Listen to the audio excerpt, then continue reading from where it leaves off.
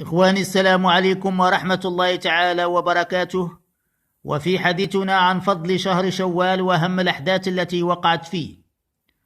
بداية، شهر شوال هو 10 شهور السنة وفق التقويم الهجري، وهو الشهر الذي يلي شهر رمضان.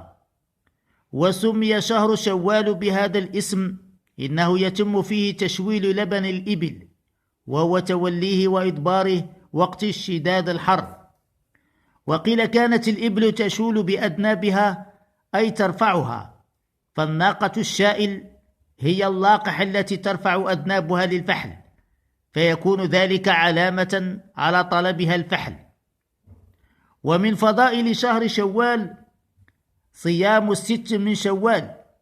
اسمه حديث النبي صلى الله عليه وسلم، روى الإمام مسلم قال رسول الله صلى الله عليه وسلم: من صام رمضان وأتبعه ب6 من شوال فكأنما صام الدهر، أي رمضان ب10 أشهر وصيام 6 من شوال بشهرين، فكأنما صام الدهر أي سنة كاملة، وما فيها من الثواب والجزاء.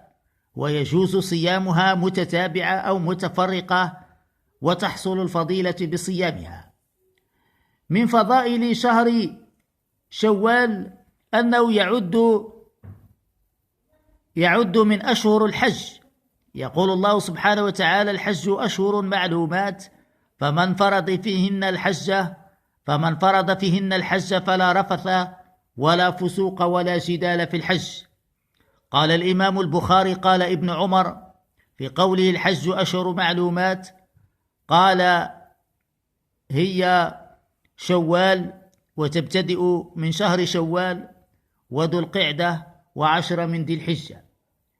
كذلك من فضائل شهر شوال عيد الفطر المبارك.